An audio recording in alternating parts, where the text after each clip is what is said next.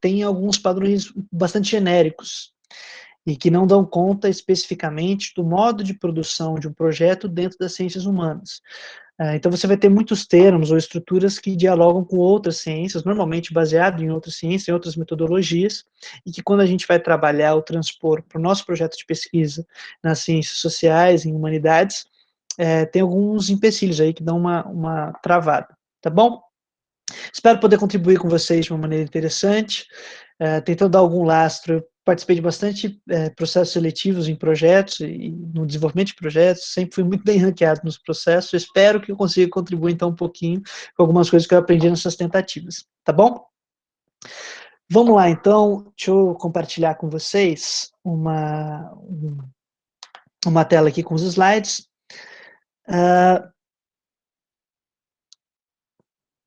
Aqui.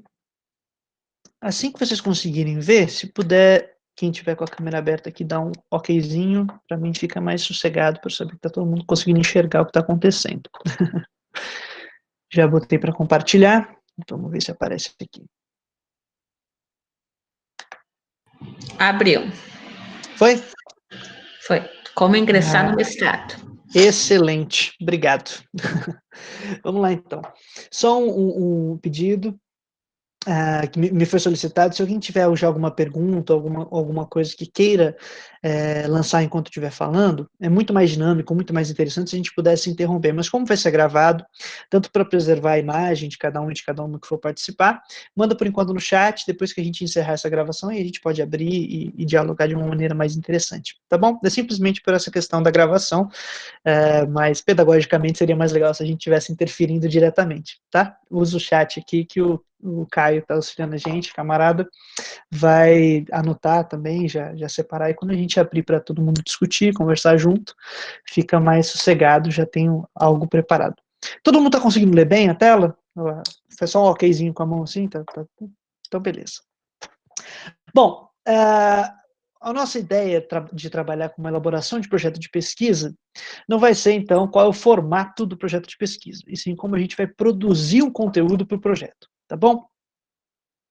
Isso colocado, a gente tem que saber que, mesmo que cada programa de pós-graduação tenha exigências específicas, né? Então, se vai ter ou não sumário, se você tem ou não uma inclusão de tópicos específicos, se vão exigir, por exemplo, que hipótese e objetivos estejam separados ou num texto contínuo, como que vai ser colocado, e isso cada edital de cada programa de pós-graduação tem suas exigências específicas. Mas tem alguns elementos que são fundamentais e que não tem como a gente escapar. E são esses 3 elementos que a gente vai trabalhar hoje. Amanhã serão, amanhã não, perdão, na segunda-feira, dia 23, outros 3 elementos. E esses são a delimitação e explicitação do problema de pesquisa, né, como que a gente vai delimitar ele, deixar ele claro para ser apresentado, a determinação do objetivo geral e dos objetivos específicos, e aí aqui tem uma adjetivação desses objetivos específicos em geral, que é o factíveis, mas a gente vai discutir isso. Mas eu preferi já colocar esse adjetivo para ir entrando na nossa cabeça enquanto a gente conversa, a ideia de que o objetivo precisa ser factível, mas a gente já discute o que significa isso. E a introdução teórica, que é uma produção de um conteúdo que qualquer edital vai exigir, que tem alguns elementos centrais também, algumas características que a gente já apresenta bem no finalzinho aqui da nossa conversa. Tudo bem? Então, bora lá. A primeira coisa que eu acho que é muito importante da gente ter em mente, ela pode parecer simples ou relativamente óbvia, mas não é fácil. Eu tinha um professor que me disse isso muitas vezes. O simples e o óbvio não são fáceis da gente levar em consideração. É que a forma da exposição do seu projeto não acompanha ou não necessariamente coincide com a forma de produção do seu projeto. Então, enquanto você pesquisa, tem dinâmicas muito específicas do seu trabalho. Se você vai encontrar um determinado fenômeno que motiva a sua pesquisa, como que você vai lidar com ele, quais são as coisas que ele vai suscitar enquanto você estiver se relacionando com esse fenômeno que vai se tornar um problema, se você já tem algumas hipóteses de solução, ou se não, você só se interessou pelo tema, não sei. As dinâmicas são muito diferentes. Você pode ter muito claro uma metodologia que você quer aplicar e não tão bem algum outro elemento, ou você tem um objeto mais tateável, assim, mas você não sabe qual hipótese você está tentando trabalhar em cima desse objeto, e essa dinâmica, ela não acompanha a forma de exposição. É muito diferente como a gente vai produzir o conteúdo, como a gente vai pensar ele, e como a gente vai expor ele, como a gente vai explicar ele. E nas ciências sociais, nas ciências humanas, isso é muito claro. Talvez em alguns outros campos de ciência, alguns outros campos epistemológicos, a gente tenha uma metodologia que auxilie já ao encontrar o objeto. Então, já seja mais passo a passo. Mas não é o nosso caso. O nosso caso vai exigir outro tipo de relação com a produção de conteúdo para o projeto da pesquisa. Tá bom? Então, vamos lá. Vou só ler esses tópicos aqui, que organizam melhor o que eu estava comentando. No processo de desenvolvimento do projeto, não coincidem necessariamente a ordem da exposição do conteúdo com a ordem de produção do conteúdo. A gente vai expor de uma maneira, mas a produção se dará em outra dinâmica. As etapas requeridas para exigências formais dos programas de pós-graduação dizem respeito à ordem de exposição e não da ordem da produção. Então, quando você abre lá um edital e te diz, olha, precisa ter um sumário, uma introdução, as hipóteses, a metodologia, objetivo geral, objetivo específico, justificativa, cronograma, tal, essa ordem é de exposição e não necessariamente ela acompanha o modo como você está produzindo. Então não se preocupe, primeiro produz, depois a gente organiza. Isso é muito importante ter em mente. Primeiro produz, depois a gente estabelece e distribui os conteúdos nas formas que forem requeridas por cada edital. E a última coisa, né? O desenvolvimento da produção do conteúdo do projeto tem dinâmicas próprias, que dizem respeito a cada sujeito pesquisador em seu contexto. E sobre isso não há uma regra muito clara. Na verdade, o que vai te orientar nesse processo de produção é a sua relação com o seu objeto de pesquisa, com o problema que você está enfrentando, com os recursos que você dispõe. Certo? Então, vamos lá. Sabendo disso, que expor é uma coisa e produzir é outra, que a forma da exposição é diferente da forma da dinâmica de produção do conteúdo, vamos tentar trabalhar um pouquinho essa dinâmica dessa produção. Pelo menos não é uma regra fixa, mas eu vou utilizar aqui alguns passos que auxiliam a gente a organizar as nossas ideias ou a organizar os conteúdos que a gente quer trabalhar, tá bom? Então, a primeira coisa é o problema da pesquisa. Qual que é o raio do nosso problema, do qual a gente vai partir para desenvolver um projeto em que a gente quer chegar ao final, como produto final, uma dissertação de mestrado, né, o intento de realizar uma dissertação de mestrado em pesquisa acadêmica específica. Então, o primeiro fato é algum fenômeno motivador, né, desse processo de pesquisa, que você vai começar a tentar articular ele de uma maneira mais clara. A gente vai dispendiar um pouquinho mais de tempo nessa primeira etapa do problema e dos objetivos, que eu acho que eles é onde nós temos mais dificuldade para organizar a nossa construção. Vai parecer até que a gente está entrando muito num campo de epistemologia, que seria o que pensamos, enquanto pensamos, quando pensamos, mas essa discussão breve vai ser importante, tá bom? O que a gente pensa, quando a gente pensa, enquanto a gente pensa. Isso é muito importante da gente levar em conta para a gente entender a própria dinâmica da pesquisa. Bom, então a gente tem um fenômeno X, no meu caso, no mestrado, que eu vou utilizar o meu caso do mestrado como exemplo, só para ter alguma coisa mais factível, mais palpável. Foram os processos políticos, a instabilidade dos processos políticos no Brasil na segunda metade dos anos 2000. Esse foi o meu fenômeno motivador. Me chamou muita atenção como a gente estava vivendo situações muito instáveis, e eu queria trabalhar isso de alguma maneira, mas não fazia a mínima ideia o que, como, quando e onde. Mas é algo que me motivava, que me incomodava, e mesmo que não seja uma regra geral, tem que ser alguma coisa que empolga a gente, né, para fazer pesquisa, porque caso o projeto seja aceito, você vai ter 2 anos para pesquisar algo, que seja alguma coisa que te dê muito prazer de fazer, senão é martírio, tortura, não façam isso com vocês. A gente já tem muito problema na vida para arranjar mais um, né, tem que ser algo gostoso de ser feito. Então, algum fenômeno que realmente te motive, e não simplesmente fazer um projeto. Se rolar isso, é preferível. A gente vai fazer o quê? Dado esse fenômeno, a gente vai articular as determinações desse fenômeno. O que são essas determinações? São os aspectos, as características que ajudam a gente a perceber os traços, os objetos que a gente pode trabalhar. Não é fácil construir isso, ele não está no primeiro dado. O primeiro dado é o fenômeno, um fenômeno gigante. Por exemplo, os processos políticos brasileiros. Olha o tamanho desse problema. Como que eu vou trabalhar ele? A partir de onde? Quando? Então, tem algumas perguntas que estão colocadas aqui no slide que ajudam a gente a trabalhar a articular essas determinações. Então, a primeira coisa, qual que é o problema motivador? Tenha ele bem claro. O problema é tal. Então, o fenômeno que saltou aos meus olhos é esse. Escreva ele ou tenha ele numa frase que te ajude a visualizar mais ou menos o que você quer fazer. Nesse sentido, quais os campos teóricos ou disciplinares que te oferecem mais recursos para trabalhar o problema? Tem problemas que não, no campo da filosofia talvez eu seja limitado para tratar, mas no campo da ciência política eu tenho maior possibilidade. Que no campo da psicologia eu esteja reduzido, não me oferece tantos recursos, mas no campo da educação eu consigo trabalhar melhor o determinado fenômeno. Então, saber qual é esse campo é muito importante. Qual que eu dou uma olhada, assim, em geral, qual que me dá mais recursos? Que eu falo, não, isso aqui me possibilita trabalhar melhor esse objeto. Aí a terceira coisa é, no escopo, né, desse campo e dos recursos que tem nele, quais características do problema aparecem como objetos pesquisáveis? Então, um exemplo.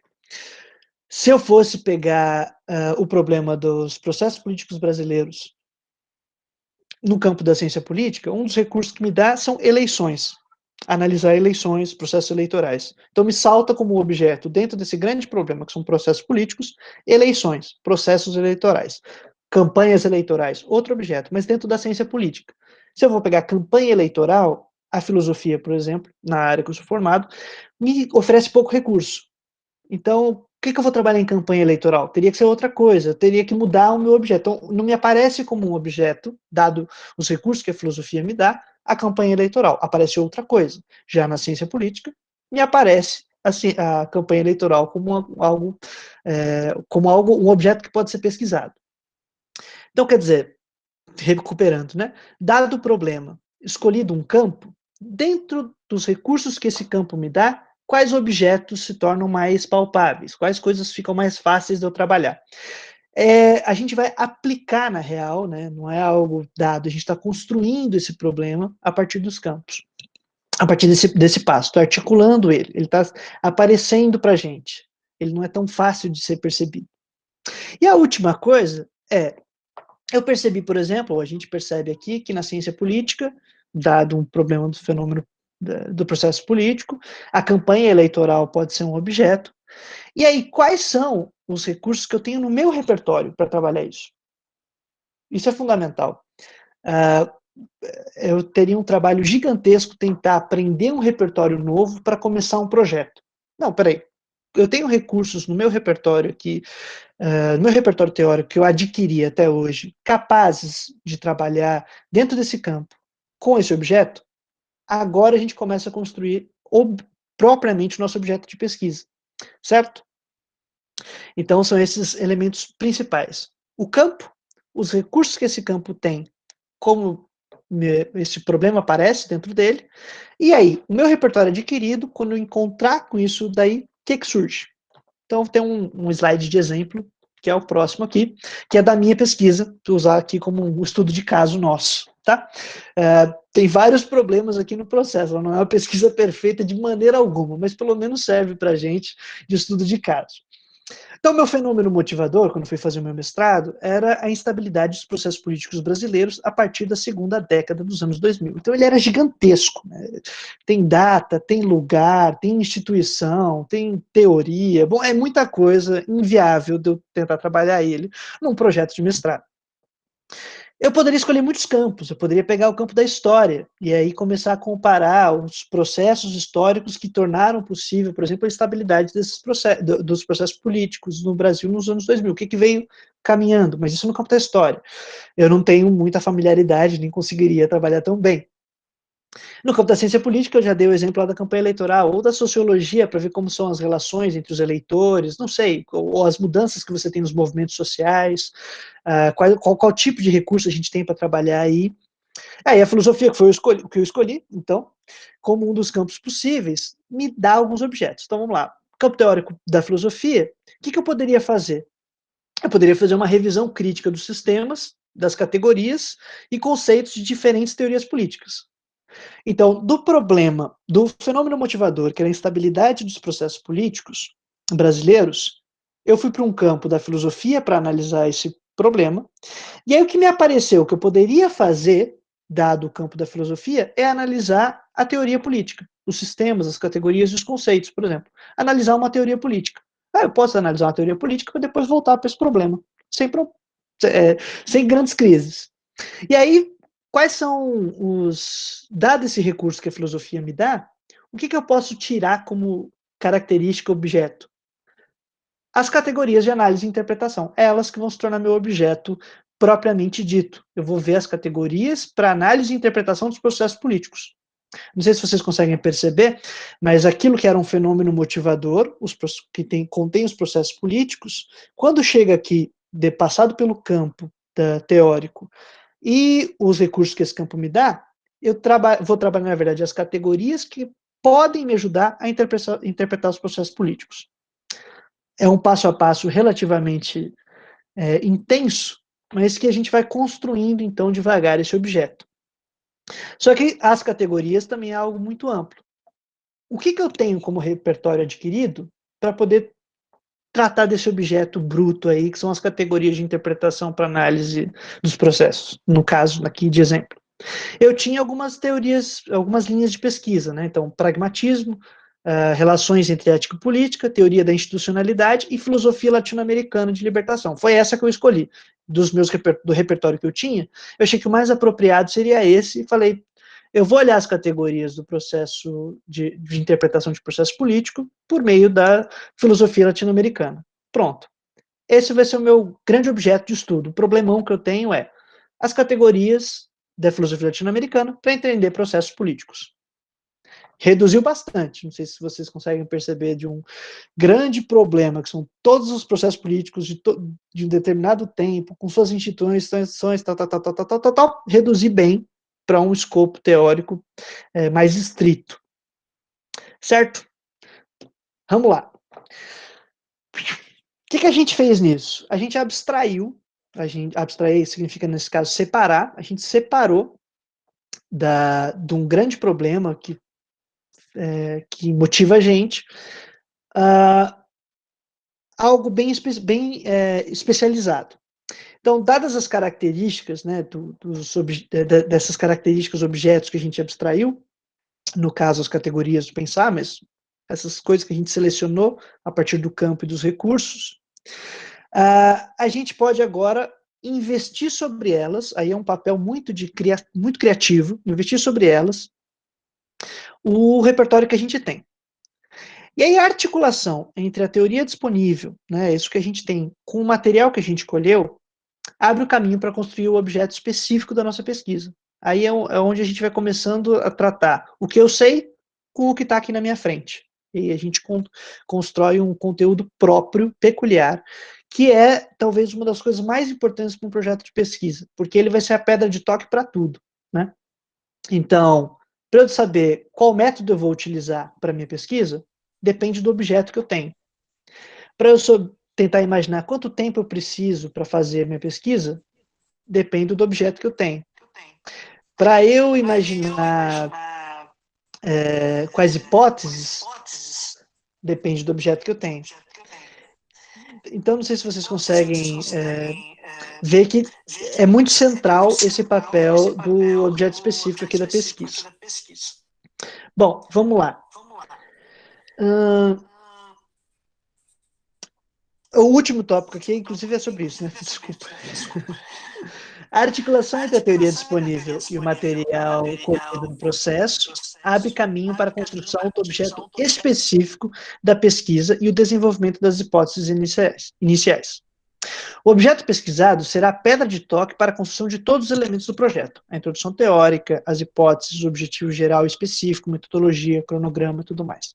Então, esse processo da construção do objeto ele é bastante importante. Inclusive, acho que é onde vai gerar bastante dúvida de tudo que eu comentei até agora, porque é muita informação, eu sei, mas a gente não está presencial e o tempo ainda é reduzido, tá? É uma experiência muito estranha essa distância, como vocês bem sabem, como professoras e professores, as complicações que a gente tem nesses, né, dados esses meios disponíveis, né? Mas ainda bem que vai ficar gravado, depois a gente ouve, também vai ter contatos distribuídos para a gente poder discutir por mais tempo posteriormente. Então, vou dar um exemplo desse processo todo, né, que é mais uma etapa de articular o repertório que eu tenho com o objeto que a gente estava construindo ali de maneira mais bruta. Então, o resultado que a gente tinha de características, objetos abstraídos, separados, depois de todo aquele processo de pensamento ali que a gente fez, são as categorias para análise e interpretação dos processos políticos. Então, esse é o meu objeto mais bruto. E aí eu pego o repertório adquirido que eu tinha, que eu selecionei como filosofia latino-americana de libertação, e aplico, né, para entender quais são as categorias para análise e interpretação dos processos políticos. Eu vou coincidir essas duas coisas, o meu objeto e o repertório que eu tenho, de uma maneira que dê para construir algo distinto, algo novo, uma interpretação peculiar. Então, a partir, por exemplo, da filosofia latino-americana, fui ver quem é o autor que tem como referência. Henrique Dussel é o principal autor. Quais são as categorias centrais, já que categoria é o meu objeto? É poder, potente, apotestas, que pouco caso importa aqui para gente. E os temas mais recorrentes nessa área, nesse campo que eu estou selecionando, são fundamento da corrupção, crítica da teoria política clássica e moderna e teoria do fetichismo. Então, quando eu percebi que dentro do meu repertório são esses os temas que eu tenho, isso que eu posso trabalhar, já sei. Qual vai ser a articulação que eu vou fazer entre o meu repertório e o objeto bruto ali que eu tinha construído. Vai ser analisar o fundamento da corrupção nas instituições políticas a partir das categorias desenvolvidas na produção teórica do Dussel. Ou seja, eu tenho aqui um escopo teórico, eu selecionei como objeto, no caso aqui, as categorias de interpretação, e eu arranjei, por tabela, um grande tema, que se tornou meu objeto específico, que era o fundamento da corrupção. Esse é meu tema de mestrado é isso, é o fundamento da corrupção. Eu discuto o fundamento da corrupção a partir de um lugar específico, da filosofia, com os recursos que a filosofia latino-americana me dá e com as categorias específicas de um autor. Mas o meu objeto é o fundamento da corrupção dentro desse escopo, certo? Então a gente conseguiu construir um campo de trabalho, linhas de trabalho, bem objetivas, e um recorte teórico ali que me permite deixar o objeto bem reduzido. Então, quando alguém me pergunta o que você pesquisou na época, né? O que você pesquisa? Foi o fundamento da corrupção. Eu conseguia responder numa frase muito objetiva, sem precisar dar um floreio muito grande, dada essa construção. Porque, inclusive, se eu fosse explicar todo o processo, não ia dar muito certo em todos os temas que eu ia trabalhar. E essa é aquela coisa a Suzy Pisa que fala bastante isso, né? Quando alguém te pergunta o teu tema de pesquisa, você consegue falar enquanto você está esperando o ônibus chegar? Né? Porque se você conseguir explicar para a pessoa, falar para ela, meu objeto é tal e o ônibus está chegando, você pega o ônibus e volta para casa, senão você não consegue, né? Fica da porta do ônibus avisando, meu objeto é... E o ônibus foi embora. Então, ser capaz de fazer isso, de explicar de maneira bastante objetiva, significa que você conseguiu ter bastante consistência na sua organização de projeto, tá? Então, o meu objeto está aqui, o último, é o fundamento da corrupção, a partir ou na produção teórica do Dussel. Reduzi bastante. Isso não fez o meu problema desaparecer. Meu problema são os processos políticos, estão aqui atrás, a estabilidade dos processos políticos no Brasil em determinado tempo. Mas a partir desse problema, eu construí um objeto bem reduzido, que me ajuda a desenvolver uma pesquisa de mestrado. Porque, tendo bastante em mente, a minha pesquisa de mestrado não é resolver o problema do fundamento da corrupção, porque eu acho que ela não conseguiria. A quantidade de papéis que eu ia escrever ali não solucionaria o problema. Mas ele surge de um problema maior, do qual essa produção pode ser útil para solucionar. Certo? Então, temos aqui uma diferença que a gente já vai trabalhar, que é entre o problema do qual eu parti para a construção do objeto que eu vou trabalhar. E aí a gente estabelece um objetivo geral, dado esse objeto, né? O que eu quero fazer com ele, ou o que eu quero fazer na minha pesquisa, dado isso que eu vou trabalhar. Tem três perguntas, tem 4 questões aqui orientadoras que são bem simples, né? Quando eu tenho um objeto muito preciso, delimitado, na minha frente,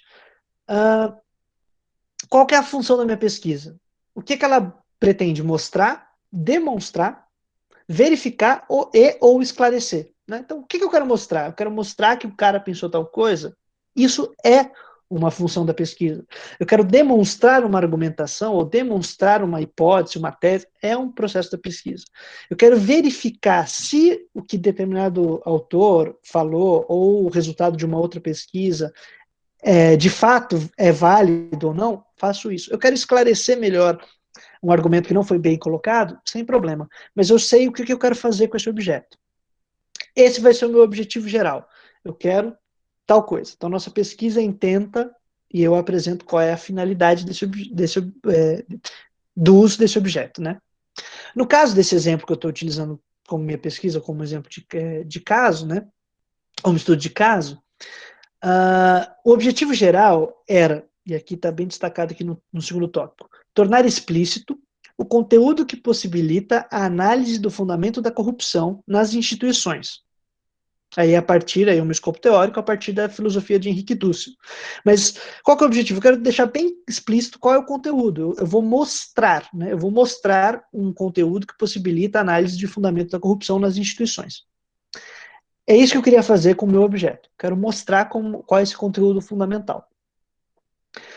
Apesar disso, e aí o último tópico, é algo importante de ter em consideração, eu tinha uma hipótese geral, que ela ficou guardada, ela não está no meu objetivo, mas ela está ali me motivando. E ela não pode ser verificada, né, porque ela não é nem um pouco factível, e a gente já vai retomar esse tópico que estava lá no comecinho. Qual que era a minha hipótese geral? É que a teoria do Dussel, a teoria dusseliana do fundamento da corrupção, permitia interpretar de maneira muito precisa a instabilidade dos processos políticos brasileiros. Para mim era isso. Eu consigo entender isso de maneira muito precisa a partir dessa teoria, a partir dessa construção. Ela é muito melhor do que outras que eu vejo que estão tentando interpretar o porquê que a gente tem esse problema todo. A dele, para mim, é que faz mais sentido. Que daria mais recursos para a gente trabalhar o tema da corrupção. Mas eu tenho como demonstrar isso, como apresentar numa dissertação, ou arriscar e falar, olha, aqui, a gente resolve os problemas sobre o fundamento da corrupção com essa teoria. Não, não tenho como provar isso. Teria que, é inviável dentro de uma pesquisa de um texto conseguir provar isso, ou demonstrar isso. Eu teria, na verdade, que realizar isso, e não seria sozinho, e muito menos daria conta de todas as instituições, processos políticos e tudo que está acontecendo ao mesmo tempo por causa de um texto.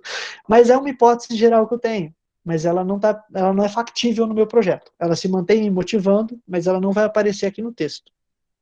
Ela só me orienta para estabelecer meu objeto, o que eu vou fazer com ele, qual é a minha motivação, para eu não esquecer o porquê que eu estou produzindo, inclusive. Então, sabendo o que eu quero fazer em última instância, qual produto que eu vou entregar junto com a minha dissertação, eu tenho objetivos específicos. Eu vou ler esse trechinho aqui que ele é bacana. Estipulado que a pesquisa busca mostrar, demonstrar, verificar ou esclarecer, né, o que a gente vai fazer, dado isso bem claro, decorrem-se metas secundárias, conectadas com os passos que se pretende realizar no processo de pesquisa. Porque se eu quero chegar lá, então imagina um percurso que eu vou realizar para entregar esse produto final, que é o conteúdo do mestrado. Eu imagino quais são os lugares pelos quais eu tenho que passar, por onde eu tenho que parar, os percursos que eu vou fazer que melhor me auxiliam para chegar nesse resultado. Eu tenho uma imagem disso. Pode mudar no processo da pesquisa, mas é um projeto. Então já diz, né? Eu estou projetando, eu estou jogando para frente para imaginar o que eu vou fazer. Esse passo a passo para chegar lá, que você vai começar a imaginar a partir de onde você quer chegar, cada etapa que você considerar necessária vai te permitir pensar num objetivo específico. Então eu preciso realizar tal coisa para chegar lá. E depois eu preciso disso aqui para chegar lá. E depois e você vai catar, ponto a ponto.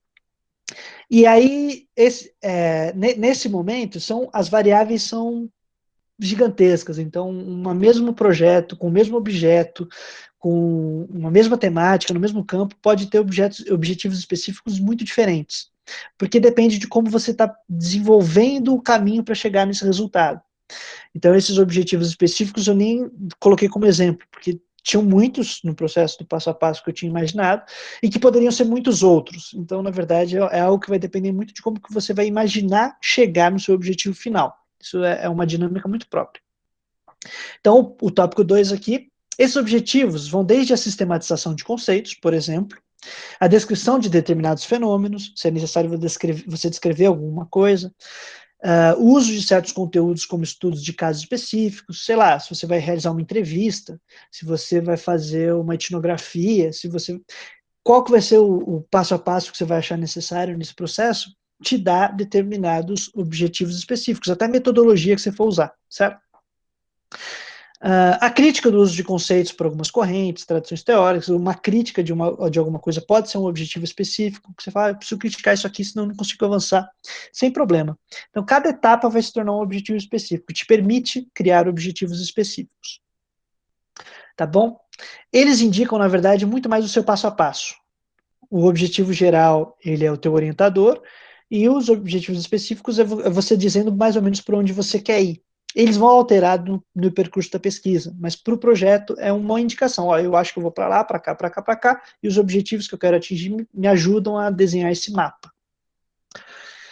Então, em síntese, né, trata-se, os objetivos específicos tratam-se de referências às realizações parciais necessárias para o desenvolvimento da pesquisa. Então, cada ato que você imagina que é necessário realizar, parcialmente para chegar no seu objetivo final, ele se torna um objetivo específico.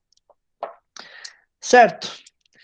É ruim dizer o certo, porque eu sei que não dá para responder nesse momento, mas daqui a pouco a gente conversa. E aqui é algo que a gente está indicando desde o começo, que é muito importante mesmo. Pode parecer óbvio, mas não é. Os objetivos, eles precisam ser factíveis. Eles precisam ser realizáveis. Eles têm que ser algo que você tem consciência de que isso aqui é possível fazer. E não é tão simples imaginar o que a gente consegue ou não consegue fazer. Isso é uma coisa muito cuidadosa. Então, o primeiro tópico aqui desse momento é necessário que se saibam os limites da pesquisa. Então, tanto sua forma quanto em seu conteúdo. Uma pesquisa que tem como produto final uma dissertação de mestrado já tem no seu ponto de partida dadas as limitações formais.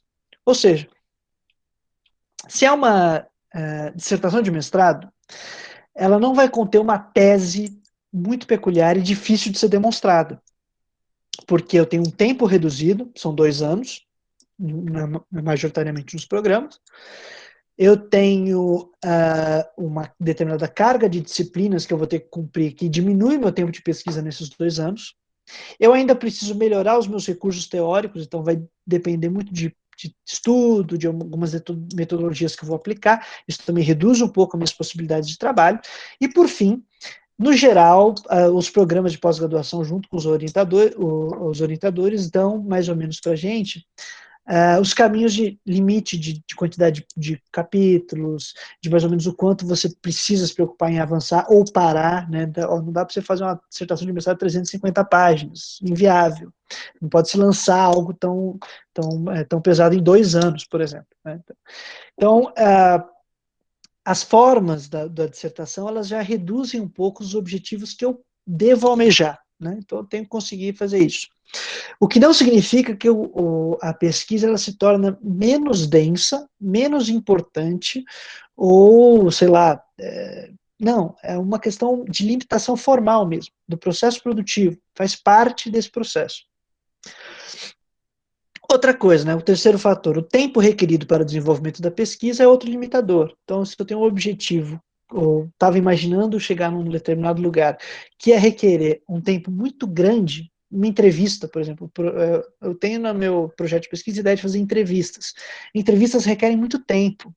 o processo da entrevista, a solicitação para comitê de pesquisa, de ética e pesquisa, para aceitar que essas entrevistas possam ser feitas, o sigilo, montar o esquema de sigilo das pessoas, montar os formulários de aceitação e proteção dos nomes de quem for participar dessa entrevista. Depois, se for uma entrevista gravada, né, em áudio ou vídeo, redigir para o texto, seja toda a entrevista ou parte, quer dizer, isso requer muito tempo.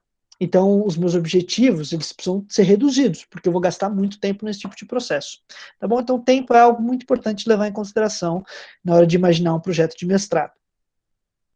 E, por fim, né, mesmo que o problema percebido a partir de determinado fenômeno motivador abra uma hipótese de pesquisa ampla. Então, no meu caso, trabalhar os processos, a instabilidade dos processos políticos no Brasil depois dos anos de 2010. É gigante, é uma hipótese que eu mantenho, ela me dá um conteúdo, um horizonte infinito. Né? Ou infinito, porque é muita coisa, me abre um campo. Eu não vou tratar disso no meu mestrado, ele não cabe. Mas, ao mesmo tempo, esse horizonte, que é essa coisa grande que me motiva a trabalhar, sem ela eu não teria percebido o meu objeto de pesquisa. Então eu dependo dela, não vou abandonar. Ela está sempre presente no meu processo. Eu só perceberia as categorias para análise e interpretação do fundamento da corrupção a partir da filosofia do Dussel como um objeto de pesquisa, dada a preocupação com esses processos políticos. Então eles se mantêm no meu trabalho, mas eles não vão coincidir com o meu trabalho. Então, o meu problema de pesquisa que me permitiu um objeto não coincide com a realização do produto final do mestrado. Não é a mesma coisa. Uma coisa é o meu produto, o meu problema, o fenômeno motivador que cria um problema que eu quero trabalhar. Outra, o que eu vou realizar na minha pesquisa, que é possível realizar dentro desse problema na minha pesquisa. Então, mesmo que abra uma hipótese de pesquisa ampla como horizonte a partir do qual é possível empenhar o trabalho científico, né, sem isso eu não conseguiria começar meu trabalho científico, esse horizonte não pode ser confundido com os resultados possíveis do processo de investigação. Porque se fosse confundido no meu caso, por exemplo, eu ia colocar que o meu objetivo do projeto de mestrado era lidar com a instabilidade dos processos políticos no Brasil a partir dos anos de 2010. Eu acho que eu não sou capaz de fazer isso assim, em algumas páginas e nem em muitas. Vai levar muito tempo para conseguir dar conta de coisas muito específicas. Eu continuo no trabalho, vou continuar fazendo esse tipo de pesquisa, mas não coincide com o que eu vou realizar no mestrado. Eu tenho que saber distinguir essas duas coisas. Tá bom? Isso é muito importante mesmo, porque é a construção de um objeto factível. E dado esse processo todo até aqui, a gente chega numa parte que todo projeto vai requerir, todo programa de pós-graduação, que é uma introdução teórica. Bom, tem editais que vão pedir uma introdução, depois a apresentação do tema, depois a apresentação de objeto e muitos tópicos, subtópicos. Tem outros não, que, olha, desenvolve seu tema e tudo mais dentro da introdução, como um texto contínuo. Tem outros que tem alguns tópicos específicos e o resto vai tudo para a introdução teórica. Isso importa, você vai conseguir perceber dentro da forma de cada edital. O que importa de saber da introdução teórica é quais são os conteúdos fundamentais dela. E aqui apresentar alguns centrais para a gente poder ter ideia do que a gente vai fazer, tá bom? Então vamos lá. Coordenados os elementos anteriores, né, em torno do objeto de pesquisa, tudo que a gente está fazendo, começa o processo de apresentação do projeto. Então, você foi pensando, foi descobrindo suas hipóteses, seus objetos, foi construindo seu objeto de pesquisa, imaginando os objetos específicos, desenvolvendo a teoria e tudo mais. Isso te construiu uma determinada, um conteúdo central, que é o que a gente está trabalhando aqui. Agora a gente vai apresentar ele de maneira estruturada. Então, agora já não é mais só a coleta e a construção desses elementos. Agora eu vou organizar eles em forma de um texto contínuo, coerente e coeso. Isso é muito importante saber bem. Assim, eu vou fazer de maneira contínua, precisa ser coerente e coeso, tá certinho. Normalmente em linguagem impessoal, mas tem mudado bastante isso. Então, tem muitos avaliadores e programas que já não são tão fixados nessa exigência de linguagem impessoal. Mas, no geral, é isso que é exigido. tá bom? Depende aí, acho que os próprios editais vão dar uma dica.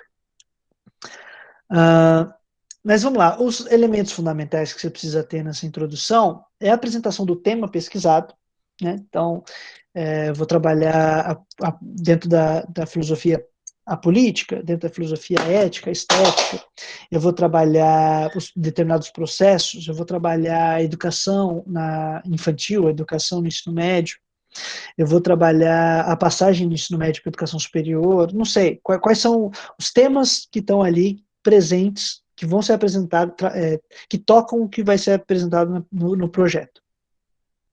E quando você apresentar esse tema, né, o seu problema, como que você está, por onde você está imaginando caminhar para desenvolver a sua pesquisa, você tem que mostrar que você tem um conhecimento qualificado desse tema. Isso vai depender de algo que vai ser falado na segunda-feira, mas a gente já adianta aqui, que é do seu processo de buscar referências bibliográficas qualificadas. Quem são os autores mais especializados do tema, ou quais são as correntes que são mais trabalhadas, quais são as tradições, mesmo que você não vá seguir, por exemplo, por uma determinada teoria consagrada, você vai ir por uma teoria alternativa, você fala, eu sei que existe essa teoria, mas não é por aí que nós vamos, apresentar minimamente as coisas gerais, o mais recorrente, que é o mais fácil de achar, inclusive, que são a maior quantidade de materiais produzidos a respeito de determinado tema, são mais simples da gente encontrar. Mas é você mostrar que você tem conhecimento disso, de uma bibliografia qualificada, de boas referências, sabe de pesquisas, caso tenha tido uma pesquisa que já trabalhou o objeto que você está trabalhando, indicar a pesquisa, se não no corpo do texto, ao menos em nota de rodapé, para você falar, olha, para verificar esse tema, tem tal, tais autores, tal livro, tais pessoas já pesquisaram. Eu utilizo muito nota de rodapé, mas é uma questão muito pessoal, por isso que eu dei a ideia, porque alivia um pouco o texto, mas você demonstrar que você sabe, tem conhecimento qualificado do tema, tá bom? Isso é muito importante. E aí sim, na introdução, você explica e explicita o teu objeto de pesquisa de maneira bem delimitada.